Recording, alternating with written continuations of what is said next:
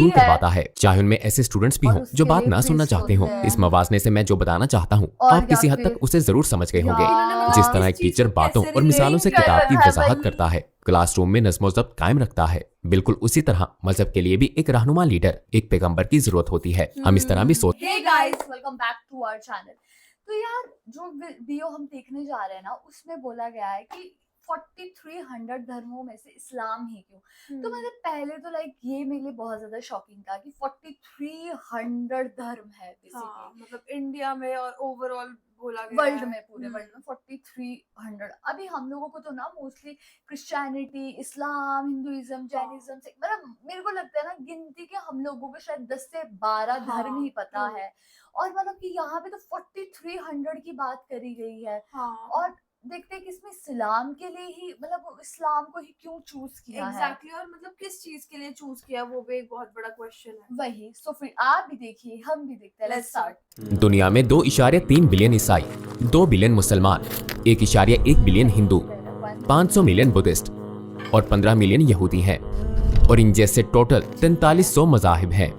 ऐसी सूरत हाल में कुछ लोग पूछ सकते हैं, इतने सारे मज़ाहिब से मैं इस्लाम को ही क्यों फॉलो करूं? हमें कैसे मालूम होगा कि इस्लाम सच्चा मजहब है? क्या हम अकली तौर पर इसे साबित कर सकते हैं? इसका जवाब हम फिलोसोफर डेकार्ट की बयान करदा एक बड़ी दिलचस्प तकनीक से देंगे। इसे कार्टेशियन स्केप्टिसिज्म कहते हैं। वो कहता है कि तसव्वुर करें आपके पास सेबों से भरी एक टोकरी है, आप टोकरी में अपना हाथ डालते हैं और एक अच्छा सेब निकाल लेते हैं।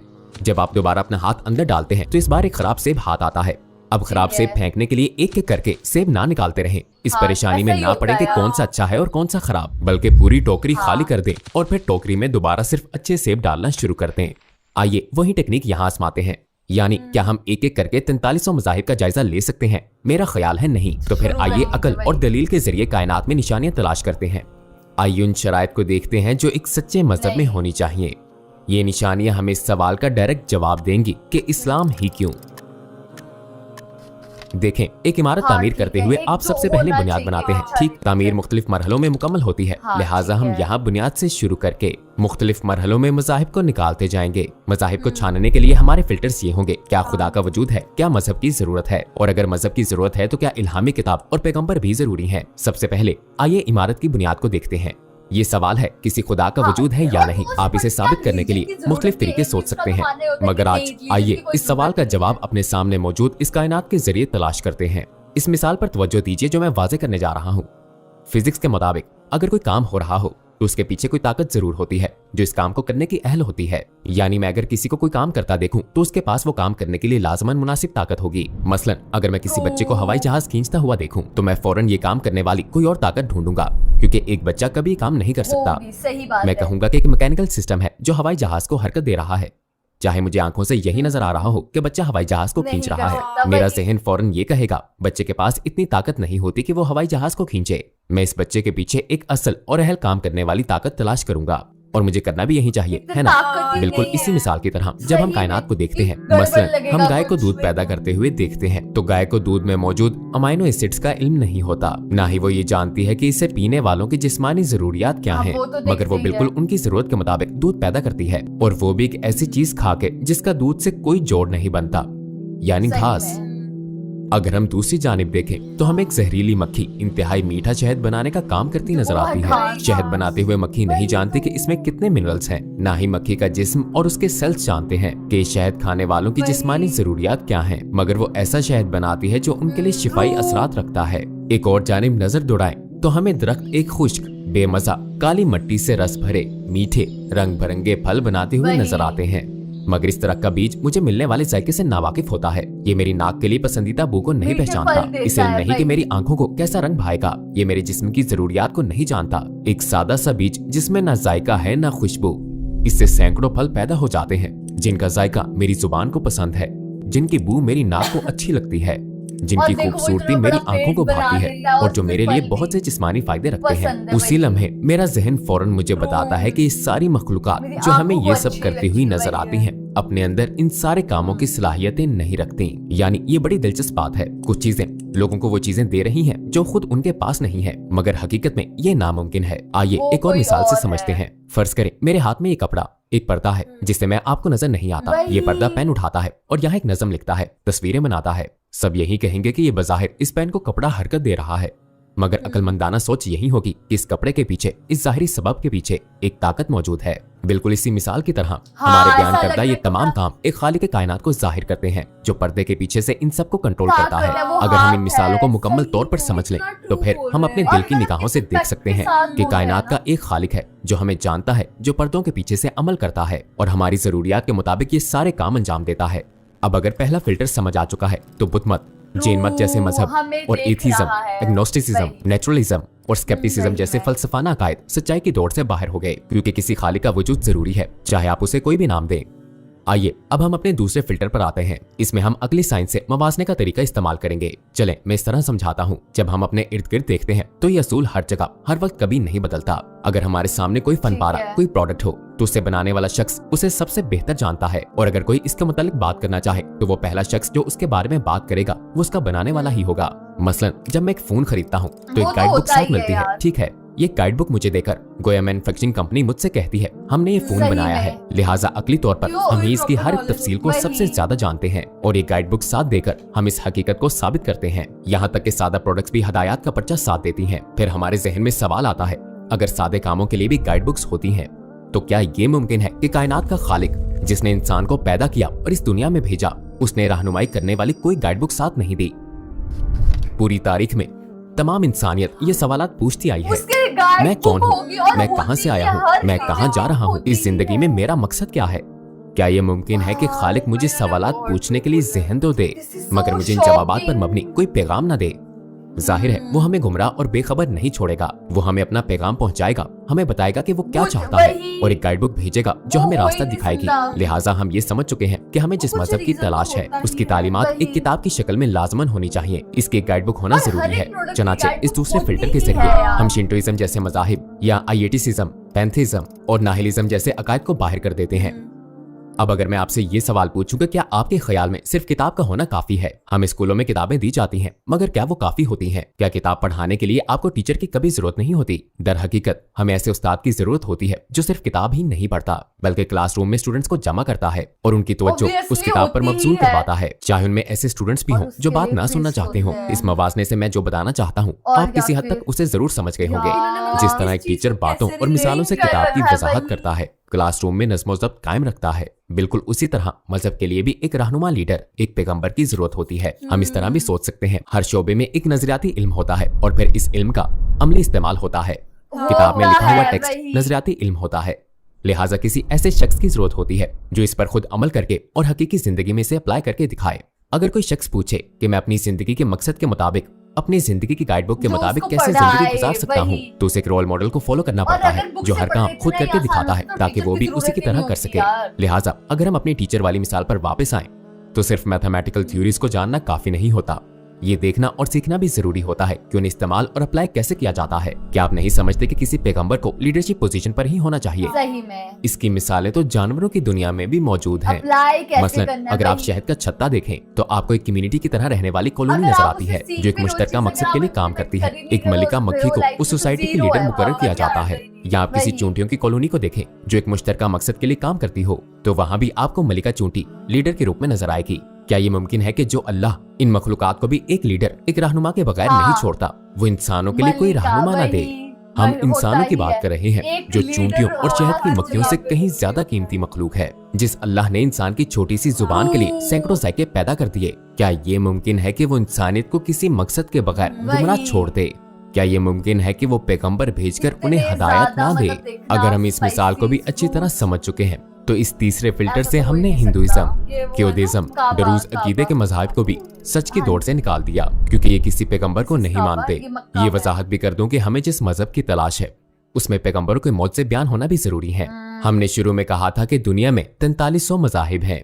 जब हम ये 3 मेयारात अप्लाई करते हैं और इन तमाम मजाहिब और फलसफाना अकायद की बुनियादों तक पहुंचकर उन्हें फिल्टर करते हैं, तो हमारे पास सिर्फ 3 मजाहिब बाकी बचते हैं, ईसाइयत, यहूदियत और इस्लाम।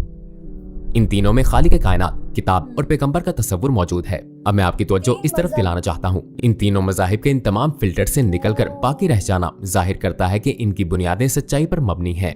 जब हम यहूदियत को देखते हैं तो इसके पीछे हमें मूसा अलैहिस्सलाम बुनियादी शख्सियत नजर आते हैं। इस आयत में मरकजी शख्सियत ईसा अलैहिस्सलाम है। अगरचे इन दोनों अजीमुल शान पैगंबरों की तालीमात जो वो हक के साथ लेकर आए थे अब इन दोनों मज़ाहिब में बहुत बदल चुकी हैं। इन दोनों मज़ाहिब की मुश्तरका बात यह है कि ये दोनों हजरत मोहम्मद सल्लल्लाहु अलैहि वसल्लम को एक सच्चा पैगंबर नहीं मानते, मगर इस्लाम कहता है कि पैगंबर मोहम्मद सल्लल्लाहु अलैहि वसल्लम अल्लाह के आखिरी पैगंबर हैं और ये कि ईसा और मूसा अलैहिस्सलाम भी उसके पैगंबर थे।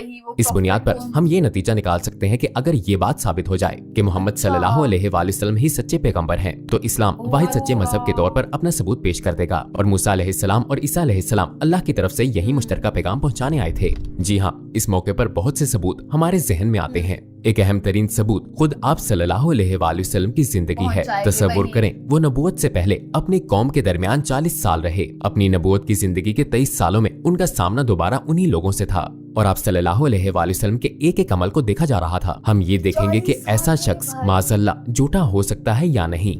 अक्लन हम जानते हैं कि वो लोग जो रुतबे और पोजीशन में एक दूसरे से करीब हों तो वो एक दूसरे का भेस बदल सकते हैं, मगर किसी शख्स की पोजीशन दूसरे से जितनी कम होगी उसके लिए उस शख्स का भेस बदलना उतना ही मुश्किल होगा। मसलन इब्ने सीना को ले लें, जिन्हें मगरिब में एविसीना भी कहा जाता है। वो एक मेडिकल जीनियस थे जिनकी किताबें सदियों तक दुनिया भर की यूनिवर्सिटियों में पढ़ाई जाती रही हैं। आपके ख्याल में क्या एक जाहिल आदमी उनका भेस बदल सकता है और खुद को एविसीना जाहिर कर सकता है? अगर वो किसी शहर में जाए और कहे मैं एविसीना हूँ तो कितने लोग उस पर यकीन करेंगे? कुछ अरसे बाद उसके साथ वक्त गुजारने वाले लोग उसके तर्ज अमल और कामों से समझ जाएंगे कि ये झूठा है ना? एक धोखेबाज और गरीब आदमी सुल्तान का भेस नहीं बदल सकता। थोड़े ही वक्त में उसकी हर चीज पुकार पुकार कर कहेगी कि ये एक फ्रॉड है। फर्ज करें कि वो इसका भेस बदल लेता है, मगर वो कितना अरसा लोगों को धोखा देता रहेगा। कुछ अरसे बाद उसका झूठ किसी न किसी तरह सामने आ जाएगा। क्या हम यही अकली मवासना पैगंबर मोहम्मद सल्लल्लाहु अलैहि वसल्लम पर अप्लाई कर सकते हैं? आप सल्लल्लाहु अलैहि वसल्लम का लाया हुआ मजहब उनके बारे में कहता है। मफहूम, आप वो शख्सियत हैं जिन्हें अल्लाह ने बेशुमार लोगों में से चुनकर पैगंबर बनाया। अल्लाह अज़्ज़वजल के आखिरी पैगंबर जिन्हें सारी इंसानियत के लिए भेजा गया है, जो लोगों में सबसे बरतर और सबसे ज्यादा इखलाक वाले हैं। अब यहाँ दो मुमकिनात हो सकते हैं, या तो यही बात सच है या फिर माज़अल्लाह वो झूठे हैं। मगर आपको लाजमन याद रखना चाहिए कि उन्हें झूठा करार देने वाला शख्स उन्हें कोई मामूली झूठा नहीं मान सकता। उसे उन्हें तारीख का सबसे बड़ा झूठा शख्स मानना पड़ेगा, क्योंकि उनका झूठ उनकी इतनी बड़ी पोजीशन पर सादिर हुआ था। आपको उन्हें एक ऐसा शख्स तस्लीम करना पड़ेगा जो खुदा को नहीं मानता, जिसे ये खौफ नहीं कि खुदा उसे सजा दे सकता है, और जो अल्लाह के नाम पर झूठ बोलता है। फर्ज करें अगर वो ऐसा करते भी तो क्या वो 23 साल तक ये झूठ बरकरार रख सकते थे? ऐसे लोग भी होंगे जो ये सोच रखते हो कि पैगंबर सल्लल्लाहु अलैहि वसल्लम का राब्ता चंद ही लोगों से था, मगर ऐसा बिल्कुल नहीं था। अपनी नबूवत की जिंदगी में उनके इर्द गिर्द मौजूद हजारों लोगों ने इनफरादी तौर पर उनके हर एक पहलू को गौर से देखा। हम ये भी जानते हैं कि वो किस हाथ से खाना खाते थे, किस जगह दाखिल होते हुए पहला कौन सा पाँव अंदर रखते थे, किस तरतीब में अपने नाखून तराशते थे। यानी उन लोगों ने इतनी बारीक बीनी से उनका जायजा लिया कि तारीख में किसी और शख्स का इतनी गहराई से मुआयना नहीं किया गया। आपके ख्याल में अगर उन लोगों को उनमें कोई खराबी, कोई नुक्स नजर आता तो क्या वो उनके साथ खड़े रहते और तमाम मुश्किलात बर्दाश्त करते? जाहिर है नहीं, बल्कि उनका मुशाहिदा करने वालों में सिर्फ मोमिन ही नहीं थे, उनकी नबूवत का इनकार करने वालों ने भी उन्हें करीब से देखा था। वो पैगंबर बनने के बाद ही नहीं बल्कि पहले भी उनके दरमियान रहते थे। वो उन्हीं के दरमियान पैदा हुए और पले बड़े थे। वो उन लोगों के लिए अजनबी नहीं थे। वो लोग आप सल्लल्लाहु अलैहि वसल्लम के बारे में सब कुछ जानते थे। वो उन पर इतना भरोसा करते थे कि पैगंबर बनने से पहले उन्हें अल अमीन के नाम से पुकारते थे, जिसका मतलब है ईमानदार। सब इस पर मुत्तफिक थे कि उन्होंने कभी झूठ नहीं बोला और वो आप सल्लल्लाहु अलैहि वसल्लम की आला अखलाकियात से वाकिफ थे। उन्हें आप सल्लल्लाहु अलैहि वसल्लम पर इतना भरोसा था कि वो लोग उनकी नबूवत के बाद दुश्मन बनने के बावजूद अपनी कीमती अशिया इमानत के तौर पर आप सल्लल्लाहु अलैहि वसल्लम के पास रखवाते थे। वो लोग नबूवत से पहले या बाद में भी उनमें कोई नुक्स ना ढूंढ सके। वो वाहिद नुक्स जो उन्होंने घड़ लिया था, उन्हें जादूगर साहिर का नाम देने के सिवा और कुछ ना था। जो शख्स झूठ बोल रहा हो वो इससे दुनियावी फायदा हासिल करना चाहता है, ठीक, मगर आप सल्लल्लाहु अलैहि वसल्लम के इस अमल ने तो उन्हें कोई फायदा नहीं पहुंचाया, बल्कि बहुत सी चीजें उनके लिए मजीद मुश्किलात का सबब बन गईं। वो कई कई दिन तक रोजे रखते थे। बाज़ औक़ात आप खराब हालात के बाइस सहरी और इफ्तार के बगैर रोजा रखते थे। आयशा रज़ियल्लाहु अन्हा फरमाती हैं, बाज़ औक़ात उनके घर में 2-2 माह तक चूल्हा नहीं चलता था। आप सल्लल्लाहु अलैहि वसल्लम खजूरों पर गुजारा करते थे। आप रात में कई कई घंटे नमाजें पढ़ते थे। तहज्जुद की नमाज किसे कहते हैं? क्या इसके लिए रात के आखिरी पहर नींद से जागना नहीं पड़ता? मुसलमानों के लिए ये नमाज सुन्नत नफल है, लेकिन पैगंबर सल्लल्लाहु अलैहि वसल्लम के लिए ये फर्ज लाजिम थी। आखिर वो रात में इतनी तकलीफ क्यों उठाते जिस वक्त उन्हें कोई देखने वाला भी ना था? क्या सिर्फ एक झूठ निभाने के लिए? उन्होंने अपने लाए हुए मजहब पर 23 साल दूसरों से कहीं ज्यादा अमल किया, दूसरों से ज्यादा इबादतें की, दूसरों से ज्यादा गुनाहों से बचे। क्या दुनिया के किसी बेहतरीन झूठे शख्स में भी इनमें से कोई खसूसियात पाई जाती हैं? इन सब चीजों में फायदा कहाँ है? क्या ये वो सब स्टेटस, पैसे, औरतों के लिए कर रहे थे? मुखालिफों ने ये सब चीजें उन्हें पेश की थी, नहीं मगर उन्होंने यार। हमेशा एक ही जवाब दिया, अगर तुम मेरे सीधे हाथ पर सूरज और उल्टे हाथ पर चांद बिल्कुल ला कर भी रख दो, नहीं, तब बिल्कुल भी मैं भी अपने नहीं। मकसद को नहीं छोड़ूंगा। लिहाजा वो कहते हैं, मेरी जद्दोजहद दुनियावी फायदे के लिए नहीं है। अगर तुम मुझे सिर्फ यही चीजें नहीं बल्कि सारी दुनिया, यहाँ तक कि चांद और वाह सूरज भी दे दो, यार, तो भी मैं इतना पीछे मतलब नहीं वो हटूंगा। एक उन्हें ही पूरी चीज पे जिंदगी focus- मौत की धमकियां मिलती रहीं, उन पर बार बार कातिलाना हमले हुए, मगर कोई दे दो। कामयाब नहीं हुआ और आप क्या सल्लल्लाहु बात है, अलैहि प्योर वसल्लम ने सोल अपने थे ना बिस्तर पर वो। इंतकाल फरमाया। आपने ये सब क्यों बर्दाश्त किया? क्या सिर्फ एकजुट निभाने के लिए? उन्होंने पत्थर क्यों वही। खाए, ताने और तौहीन क्यों बर्दाश्त की? बहुत सी चीजें आपके पैगंबर होने का बेचारे सबूत पेश यार। करती हैं, मगर सबसे अहम सबूत उनकी अपनी जिंदगी, उनकी जिंदगी गुजारने का पत्थर भी अंदाज है, खाए जो आपके हैं पैगंबर होने का पक्का सबूत है। जैसा कि हमने शुरू में कहा था, वो या तो सच का प्रचार कर रहे थे या माज़अल्लाह झूठे थे। अगर हमसे ये वही। पूछा जाए, क्या ऐसा शख्स झूठा है, या जो ऐसे शख्स को झूठा होने का इल्जाम दे रहा है हकीकत में वो खुद झूठा है, तो आपके ख्याल में इस सवाल का जवाब देने की कोई जरूरत होगी? जब हम इन तो तमाम हमें चीजों तो का बिल्कुल तज्जिया भी नहीं करते हैं, लगेगा। तो हम उस सच तक पहुंच जाते हैं जिसकी तलाश हमें सारी जिंदगी रही। वो ये कि हमारा मतलूबा खालिक अल्लाह सुब्हानो ताला है, हमारी मतलूबा किताब कुरान पाक है, और हमारे मतलूबा वही। पैगंबर मोहम्मद सल्लल्लाहु अब अलैहि समझ वसल्लम हैं। आया हमें याद करें, हमने शुरू में इस्लाम क्या को पूछा क्यों था? बोला गया है। 4300 मज़ाहिब में से इस्लाम ही क्यों? तो ये है उसकी वही। वजह। यार दिस वाज सो शॉकिंग, और ये चीज़ हमारे लिए बहुत न्यू थी कि इन्होंने जिस हिसाब से समझाया है कि जो इस्लाम है वो बहुत ही ज़्यादा पावरफुल है, और उसके पीछे की जो स्टोरी है, हिस्ट्री है, वो हमें ये बताती है कि मतलब बहुत ही डेडिकेशन, फोकस्ड के साथ कि चाहे कुछ भी हो जाए उन्होंने अपनी वो चीज़ फॉलो करनी ही करनी है। और जो उन्होंने एग्जांपल्स दिए हैं लाइक टीचर की, कि हमें टीचर की क्यों जरूरत है, ताकि वो बच्चों को एक चीज़ समझा सके, पढ़ा सके अच्छी तरीके से। हम हर रिलीजन की अपनी एक बुक है जिसमें सारी टीचिंग्स लिखी है हमारे गुरुज की, सबकी, तो वो हमें एक चीज सिखाती है कि हमें किस हद तक जाना चाहिए अपने रिलीजन को लेके। सीरियसली मतलब इतने अच्छे से इन्होंने ये डिस्क्राइब करा कि सबसे पहले उन्होंने बोला कि हम लोगों को लगता है कि जो एक आप कुछ भी हो रहा है उसके पीछे किसी का हाथ है। तो अगर मतलब कि ये जितने भी रिलीजन है, ये उनमें से जो नहीं मानते उनको हटा दिया, जैसे एथिस्ट वगैरह है, वो नहीं मानते भगवान में, तो उसको हटा दिया। फिर इन्होंने बोला कि इस्लाम को बहुत मतलब कि बोला गया कि इस्लाम ही वो धर्म क्यों है, और वो हम लोग कहीं ना कहीं इस चीज से एग्री भी करते हैं। और हमें पता लगा कि जो प्रॉफिट मोहम्मद है, लिटरली उन्होंने मतलब बहुत कुछ किया है इस्लाम के लिए, बहुत ज्यादा कुछ किया है। जिन्होंने सोचो पत्थर तक खाए हैं उन्होंने, और तो क्या ही जितना करना था उनको कर लिया उन्होंने। और उनको कौन बोल सकता है मतलब झूठे हैं वो मतलब कि हम लोग तक नहीं बोल सकते उनको झूठे हैं। और मतलब कि जो तो उस धर्म से है वो तो कभी इस बारे में सोच भी नहीं सकते। लिटरली यार अब समझ आया कि ऐसा क्यों बोला गया है। तो गाइज यही था हमारा रिएक्शन। आप लोगों को कैसा लगा कमेंट करके जरूर बताइएगा। अगर अच्छा लगे तो हमारी वीडियो को लाइक करिए, शेयर करिए, कमेंट और करिए। अगर इस चैनल पे नहीं तो सब्सक्राइब करिए। बाकी हम लोगों ने अपने इंस्टाग्राम हैंडल का लिंक डिस्क्रिप्शन में दिया, अगर फॉलो करना चाहते हो तो कर सकते हो। बाय।